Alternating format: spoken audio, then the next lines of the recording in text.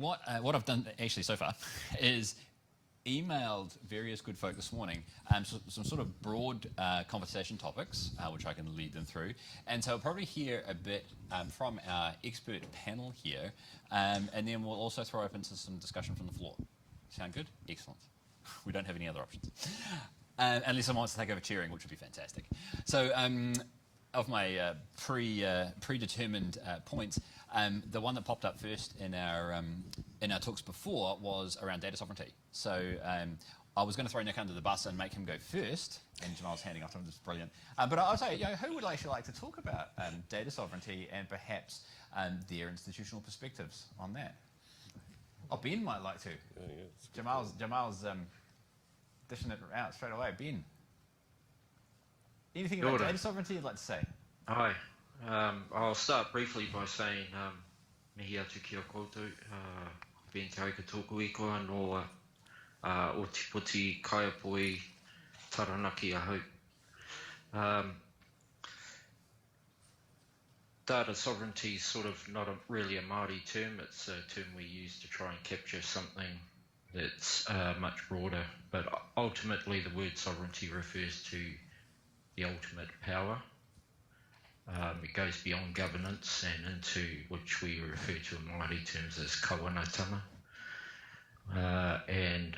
Into sovereignty is referring to the ultimate power in relation to data.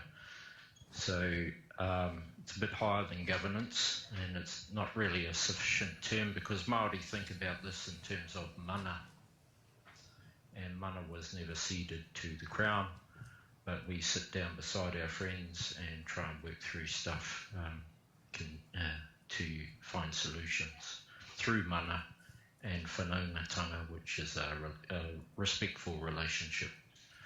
So there's a process around decision-making in relation to sovereignty, and the pillars of that are rangitiratanga, mana, manaakitanga, and kaitiakitanga. So those are pillars of behaviour in decision-making as far as my understanding goes. So I'll leave it there for now. And I may come back to you with a follow-up question on that later, but anyone else want to add to anything Ben said there? And while you're deciding, I'll just say, I'll apologise to everyone. I should have actually introduced Ben. Ben is now the project manager for the Genomics Aotearoa Rakiora project. He was formerly our Vision Mataranga coordinator within Genomics Aotearoa. So he's been involved in developing a lot of the guidelines, particularly around the development of the genomic data repository and the handling of genomic data from taonga species. So apologies for just throwing you straight into it, Ben. But you're coping well. Yeah, it's all good, brother. It's all good. Go for it, Nick.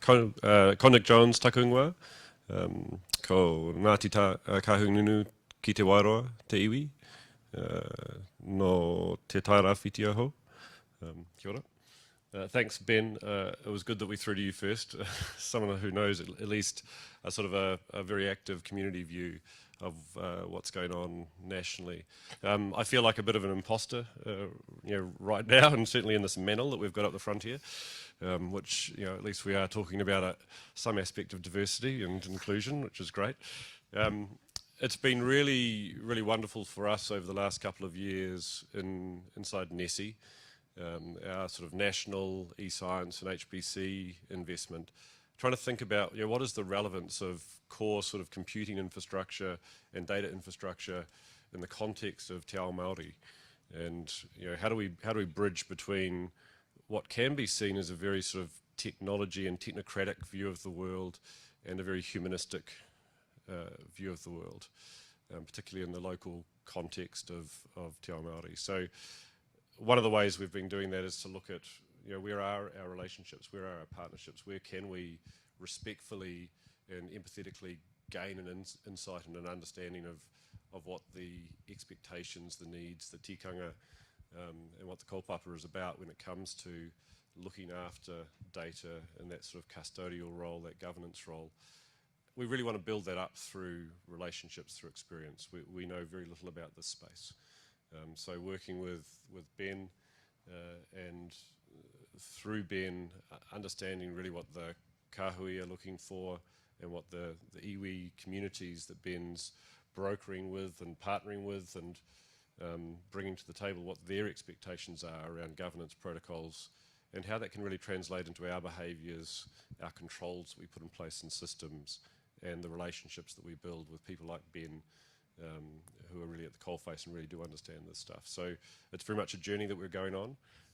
We don't really have a strong view of what that journey looks like, how it's going to take place. We're really looking just to be a part of it and learn as we go. I think I might just take it down just a couple of notches. Ben's obviously given a high-level view of data sovereignty from a Māori perspective. But what I would like to say is just if we take it back a few steps again and understand why there is a massive amount of Māori intellectual might going into driving this space at the moment in New Zealand, but also in indigenous cultures across the world, is that Māori and minority cultures and indigenous cultures across the world have been at the sharp end of the interpretation and communication of data about their people. From an organisational perspective, from an ESR perspective, what I can say is that we are looking to understand how we not only maintain mana when we're dealing with Māori specific data, but how that data is used to enhance Māori. And that can't be done with Māori not in the room. And so that's probably something at an operational level that can sort of add to the soup of this discussion. Tēnā no tātou, ko Carl Olsen tōku ingoa, he uri tēnei no tētai rāwhiti, no te tāone nui a Nuhaka. Kia ora everyone. If you noticed, I'm from a big place called Nuhaka. It's called New York in other terms. Fish and chip shop, and that's about it. But just picking up on that point, I'm fairly new to the sector, so I'm yet to connect and be immersed in Te Ao Māori and from a REANNZ perspective. But what I am really excited to kind of learn more about and understand more is how Māori work closer together with Māori to achieve Māori outcomes around that, and how we unlock some of those things, and where we can listen, from a REANNZ point of view, to those challenges and how we can participate in that. So yeah, really keen to sort of listen and lean on these fellas' shoulders here, and yeah, go forward from that. And just one thing else to note is the management and the storage of data is not new to Indigenous cultures. They've been doing it for a very long time. So before we move on to anything else, is you guys, I guess we haven't had anything come in from online. That's fine. So in the audience, questions or just comments around issues around data sovereignty in particular, or anything else that you'd like to throw out there? Everyone's holding back. Everyone's shy. They know they've got to. Anything else? Well, it's not the DNA thing again, is it? You're sneaking up behind you with a microphone, so take a shot. Kia ora tātou. It might bounce off the discussion about Te Mano Rāngaunga, but it's really about the drivers in the New Zealand science system, line of sight to commercialization. Now that doesn't sit comfortably with our team, which is the National Science Challenge, and is thinking about what we're producing with a Kaupapa Māori project. What's commercialization mean in a Māori space? For us, it's kaitiakitanga. Licensing is one option, but I'd be really interested to hear from multiple perspectives. I mean, what is this thing that is the driver for impact, translate to commercial opportunities, with, yes, a government that translates economic productivity in terms of social and cultural as well as financial. But this science mantra around commercialization seems to stifle any way of thinking outside that in Te Ao Māori space. So, comment, question, over to you. I guess I'll ask a question following from that, which does it stifle, or does that actually provide opportunities for potential Māori business in exactly that space if Māori are involved in that research as partners in the development of whatever it is that's been commercialised? So, take it away. All right, I'm going to call on an old Māori custom here, and I won't speak before my tuakana Ben on the screen, but we have riveting discussions over long evenings on this topic, so I might let him have a first bite at this, and then I can jump on the back end. Kia ora koutou. What Jamal's getting at is I've got alongside Jamal, a background in economic development. That's my passion, amongst many things, but my own research has indicated that Māori identity is strongly attributed with trade practices, and we base a lot of our relationships about trade and relationship through mutual benefit. And so as I'm always quizzical at this sort of notion that we're somehow not about money, because we're all sitting here being paid. And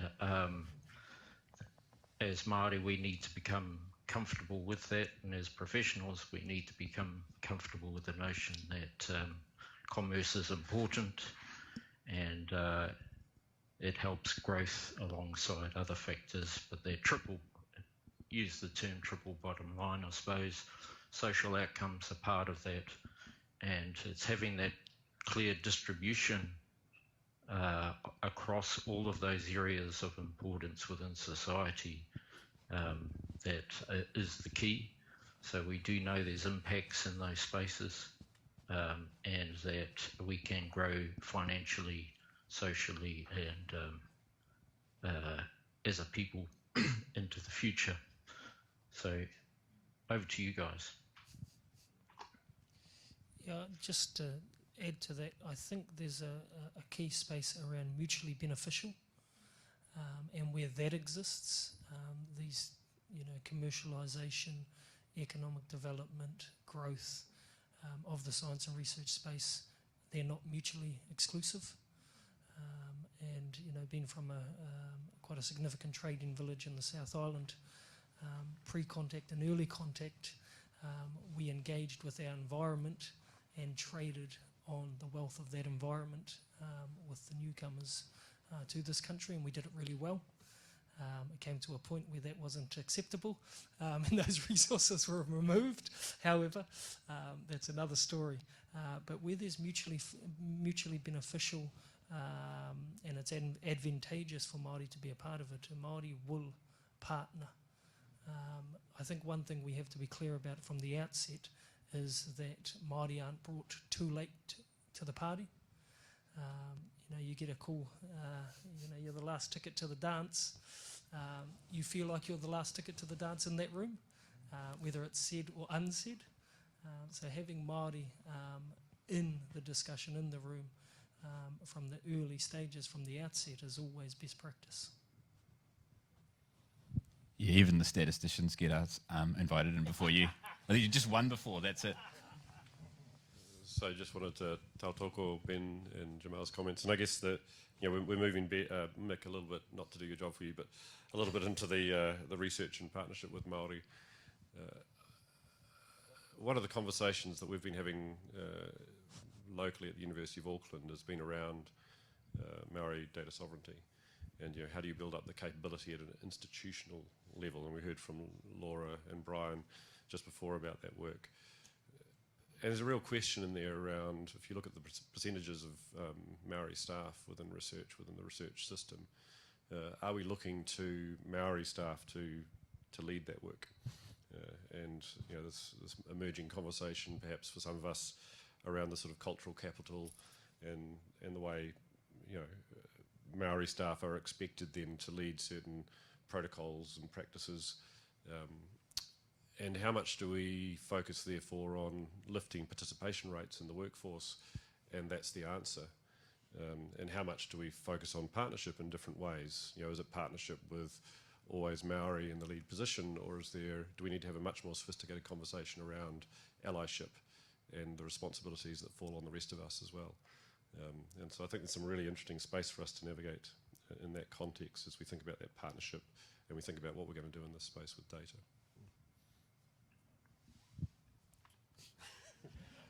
I guess I'll expand off the end of that, because that also leads from the partnering thing into building, I had an E in front of our email, but building a Māori eResearch workforce or a Māori research workforce, and whose responsibility is that? Who takes responsibility to do that?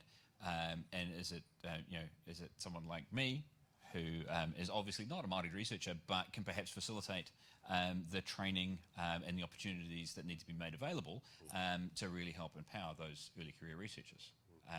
And so where is that balance, and how much can someone like me do versus how much does it need to be led by someone, senior Māori academic, say? So I'll sort of throw that open. Ben, I don't know if you've got a perspective on that. It's probably an interesting thing. So for those who've never been to my office is just around the corner from Ben. So Ben and I are working really closely together now. So it's almost a question, in thinking about, say, some of the work we do in GA, how much can I actually do as a non-Māori researcher to promote this stuff, and how much does it need to be you that's doing that work and leading that work?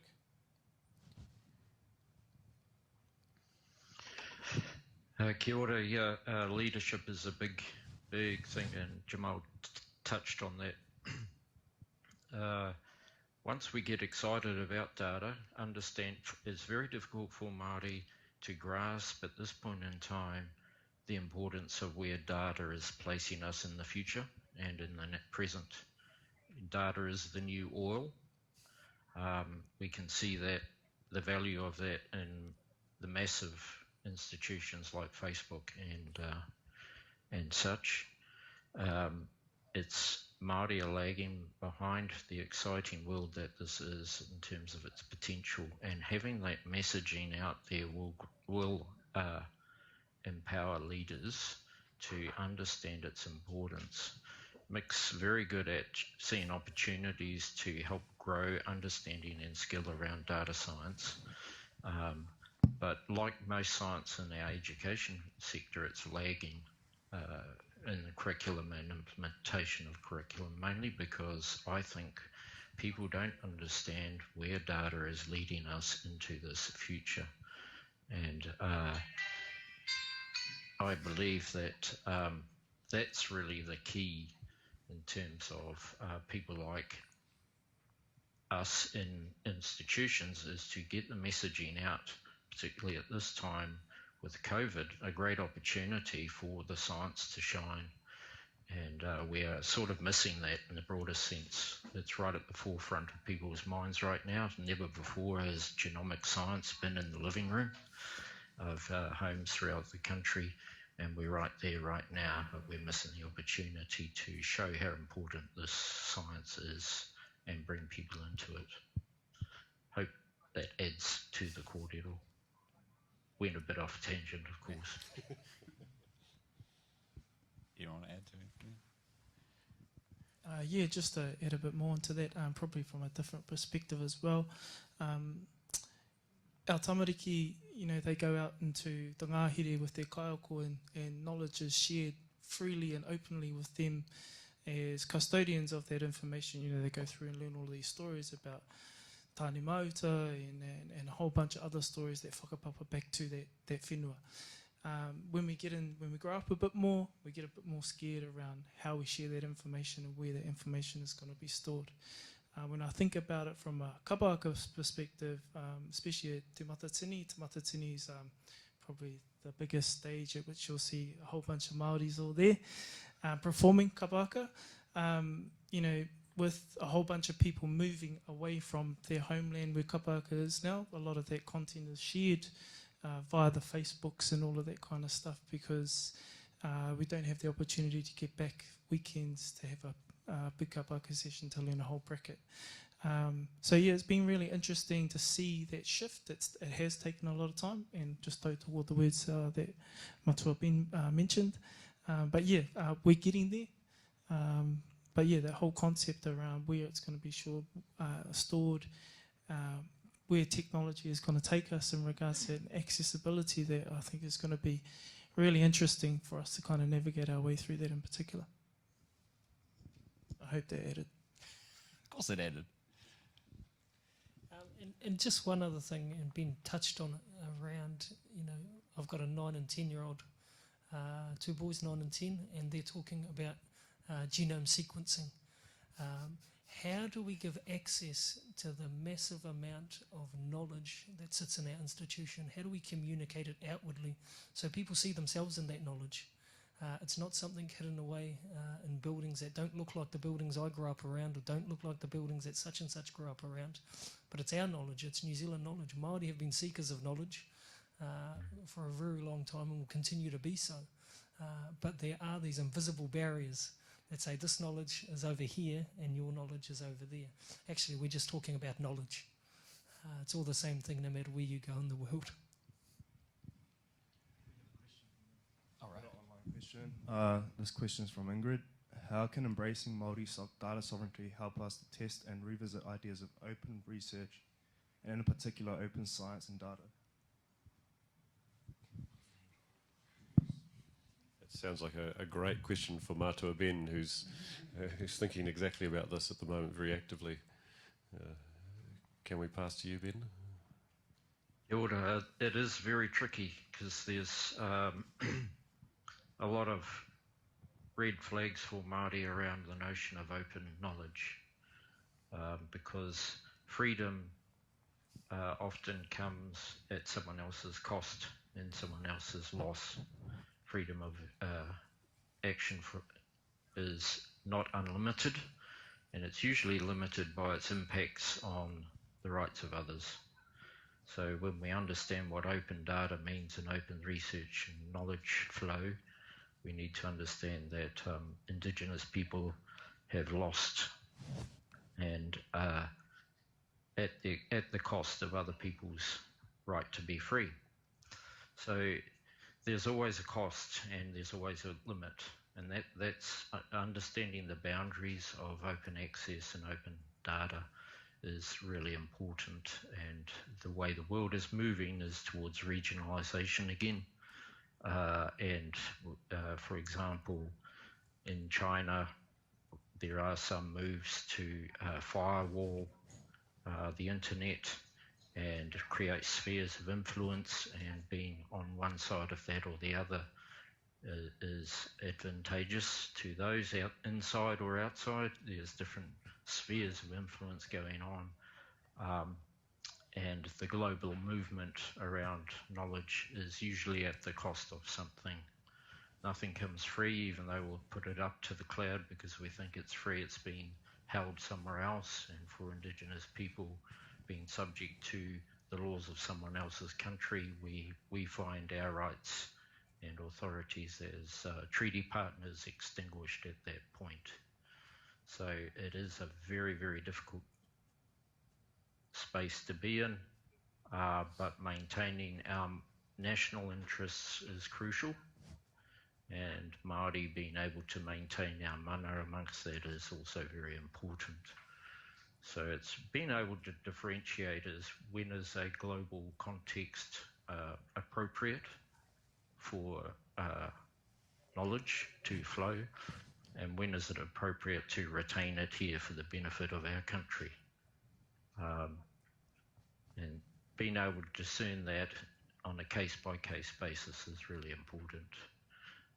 Best seen perhaps in the Department of Conservation permitting process, which says one thing but acts in another way. And we'll leave it at that at this point. I got a question for the floor. I'm going to throw my 2 cents in just because it's around the open data thing. I think it's a really good example of where Western science meets Mātauranga Māori, because you've got a very clear idea of open data is good, all data should be open and free and everyone should have access to it, coming up against, not necessarily opposing, but Indigenous beliefs that haven't necessarily thought about things in that way. And so it opens the door for a conversation between both sides, so that you actually understand each other's perspective. And I think that where there's been, we have had a lot of conversations around open data, and just from a science perspective, just pushing, saying this is the right way to do things, without actually engaging with Māori and understanding what the concerns might be. And Ben's raised some of them, and I think the more you have those conversations, the better you understand each other's perspective. And we've actually seen a shift over the last few years, particularly in the space of, can human tissue samples be sent overseas for sequencing? a lot of opposition to that a few years ago. Now that we've had a lot of conversations about it, there's an understanding on both sides about what's involved and what the concerns are. We're actually seeing a lot more openness and willingness to do that under particular circumstances. And just to add to that, Māori are not exclusively, or do not exclusively have concerns about data or open data sources. This is an international discussion going on at the moment. And that's where the conversations need to happen. Yeah, and I think the question is actually the opportunity for Māori data sovereignty thinking to be in the dialogue.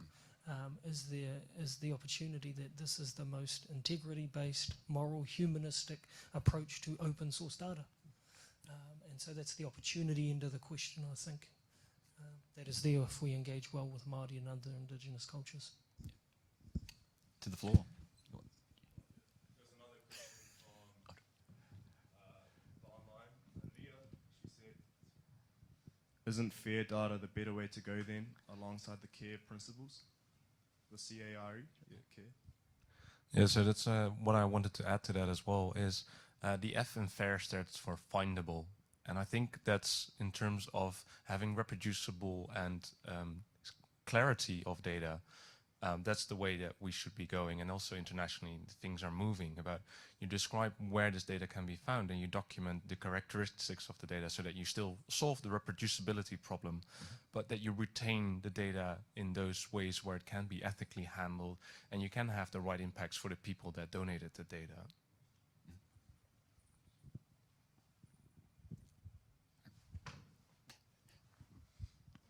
Tēnā tātou.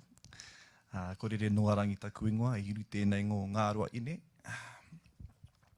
I just thinking about open data, much like open source, makes me think about white privilege.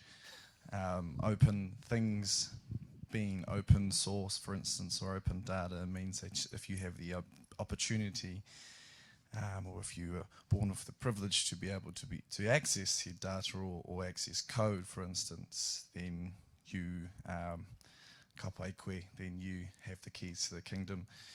But of course, if you come from indigenous community who have not been provided such privileges or access to education, then you may not have the same access to the said data or code.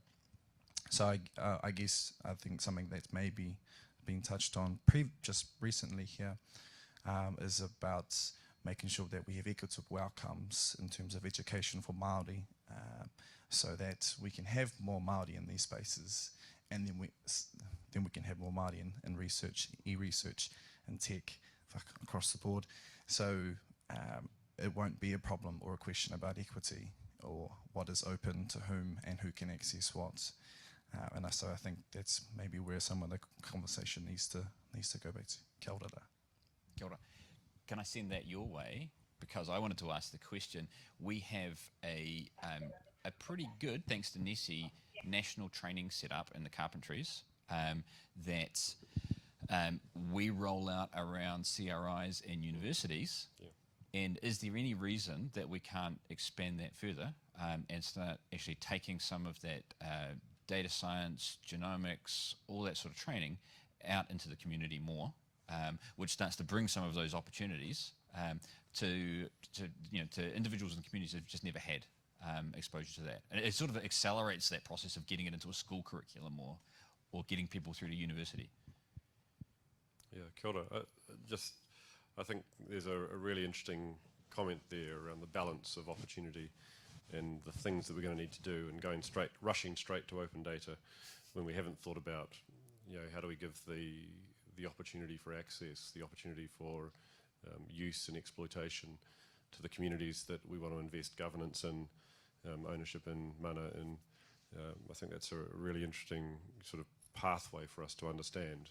So how do we do these things in balance, and what comes first? It is really easy to look at the data as conceptually a big thing and apply the open stamp to it. And it's much harder to think about all these challenges around sort of representation and workforce and equity and skills and access and the sort of change that we need to put in place and that we need to be able to support. And so I think, a lot of the eResearch narrative is, our kaupapa is really around change. It's around how do we identify technologies or practices or futures, and then how do we come together to sort of work those through and share practice and really evolve. So, more directly to your question, Mick, I think there's a huge opportunity there. And I think we've seen, outside of the research sector, there's groups like Te Puna Kokori who have looked at investment in digital skills and capabilities in the regions. There's been funding programs in those areas. I think they're far too few, and they tend to be trialling things in specific regions and never quite rolled out nationally. And I think there's a huge space of opportunity there. I'm not sure exactly what that would mean. For example, in the context of the carpentries, does that mean we look at particular data sets and we work with specific Maori community and understand, okay, well, what do the resources look like? What do the training resources look like? What are we actually looking to carry through the work together in the context of a 2-day carpentries course, for example? Is it about who we train, who becomes instructors? Is it about the particular research problems that are identified by Te Ao Māori communities and that we work on, that we focus on, that we build capability around them? Can I smack this in the direction of Jamal, Yeah, in the context of his future genome sequence kids? I mean, would there be value in, or is ESR looking at taking some of the genome sequencing work that could be, I guess, showcased out in the community? I can see Miles smiling over there because Miles knows exactly where I'm going. So is the sort of systems that Miles is working on in terms of small portable sequencing, is that the sort of thing that we can take out into the community, get kids excited about science, teach them some skills about coding, get some genome sequence, that sort of thing, and get people involved in science? I guess is that going to start addressing some of those opportunity issues? And is that a space that ESR is working in? Yeah, look, I won't speak for Miles. You can come in ego respect if he wants. But the work that Miles is doing is indicator and an early green shoot within ESR that we are looking to bridge that gap between our labs and our communities. And we're doing that across a number of spaces. But also ensuring what we're trying to take out is actually wanted by Māori. So we're having an ongoing discussion about what technologies they're interested in, what areas our research capability, our science capability might be able to support their aspirations. So you've mentioned Miles' stuff, and it's pretty brilliant, and we're pretty excited about what we might be able to do with it. But I'll let Miles speak directly to that. You can come and see my talk tomorrow. What session are you in, Miles? The one after lunch. In here. Was it 3A? Yeah, 3B? Oh, no. 2 Come o'clock. in here after lunch tomorrow. The GPU session. Yeah. It'll be a good GPUs. session. And just one thing around that space is, as I said, I'm not a scientist, but one thing I've heard a number of our scientists start speaking to is that we no longer want to take the sample to the lab, we want to take the lab to the sample and understand where that interface looks. Question coming in from the floor. Convergent microphones. A question might be a bit, statement might be a better way of saying it. Hey, I think, what's your views on actually having a sector-wide focus on this? I know if universities go out and try do that kind of on-the-ground kind of engagement, it ends up being student recruitment target-driven, which is a bit soulless. And also from a funding mechanism, I've seen 2 projects be put forward, both around regional engagement. One was a bus lab, so going out, doing major projects in the regions with technology enabled, embedded inside communities. That got declined because of the fact they were worried about who was going to drive the bus. And the parking space where you'd put the bus. The second one was a fantastic Rutherford level proposal that got put forward that got declined because about building capability in the regions, etc., and medical capabilities on the ground inside GPs, but it got declined because there was no visible international impact. So how do we how do we change the focus of the sector to be able to develop internal capability before we start thinking about either the micro or the larger macro issues?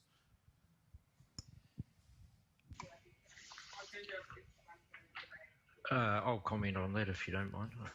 A comment is around leadership again, so involving Māori in those decisions at funding level. So partnership between funding institutions. This is a multi-level, multi-layered issue. At funder level, we aren't involved in those decisions. At project level, we aren't involved in those decisions. At institutional level, we aren't involved in those decisions. Many projects are funded broadly enough to pull off a lot of those things. And I've seen some of the wordsmithing on some of your applications out there. And you can drive a bus through some of those parameters. They're that broad. So the involvement in decision making to implement and release money for Māori by Māori is the standard I would like to see, where it affects us and where it is relevant to us and our interests sit.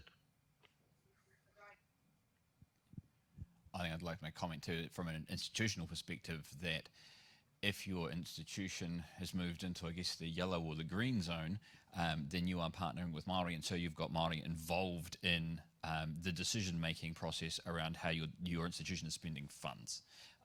And I mean, I know at the University of Otago we have a very big chunk of change every year, which is given out in internal research grants to researchers within the university. There are various pots of money within universities for strategic activities. There is money there to fund those sorts of things if an institution was committed to engaging in that type of research or that type of outreach. So I think, again, it's that if Māori aren't having a role in the decision making around where the funding is being spent, then you're not going to get those funding outcomes that you want. So it's getting us to the yellow zone and the green zone.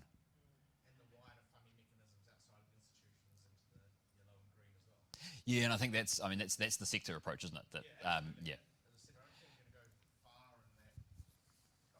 I don't think we're going to go far in the wider capability if we're just worrying about us as individual institutions. I think that needs to be a bigger effort. So I guess with Nick giving me a 2-minute signal, I think before, was there a question at the back? Yep. Yeah. Oh. Hold up for you to rush you up a microphone. Hi, just going to make a comment. I'm Linda Moore. I'm from the Science Policy area at MB, but I just wanted to let you guys or remind you that in last year's budget there was about $6 million, or might have been more than that, that was put towards expanding the impact of Vision Mātauranga. So there's quite a lot of work at the moment to working out how that funding is going to be directed. So I understand that there will be an opportunity for people to have some input onto that program of work. So I'm just letting you know that that's out there. And thank you. We are always appreciative of more funding. And so just a question on that, Linda. So Vision Mātauranga, so that's looking to the point that I think Johnny was making, that's going to look across other funding mechanisms. It's not, you're not saying it's sort of ring-fenced to that 6 million. The impact of that will actually be broad across other things in the system. I think the thing about that money is how it's going to be spent is intended to be developed in partnership with Māori. So I'm not sure. I mean, there's some ideas out there about how it could be used, but for example, it could be used for Māori-led research platform, but we don't want to preempt those conversations that need to be had to decide what the best thing to do is, because it's not on MB and ministers. It's actually meant to be developed in partnership. Linda, can you just hold on to that mic and just to add a bit of spice? Don't put me too much on the spot because I'm not actually working on that project. This could be career limiting. But just that 6 million, that is over 5 years? Look, I'd have to look at the figures. I suddenly feel a bit hazy on what they are. Yeah. All right, come on. So 6 million potentially over 5 years. If you look at Vision Mātauranga and you look at the investment that MB make in the entire research and science space, we are still talking about a very minute amount of money driving mātauranga Māori within the New Zealand science and research system. Yeah, and I don't think we actually understand very well how our VM spend actually tracks across our investments, because it's woven through a lot of our Endeavour projects, but I really don't think we understand how that's being spent, like how much of it is true partnership, you know, that kind of thing. So I think we've got some work to do to understand that. And I think just a plug there, Linda, you've taken on Willie John, which yes, is a great recruitment yes, and we're a so great step lucky. forward with an MPs. Yeah.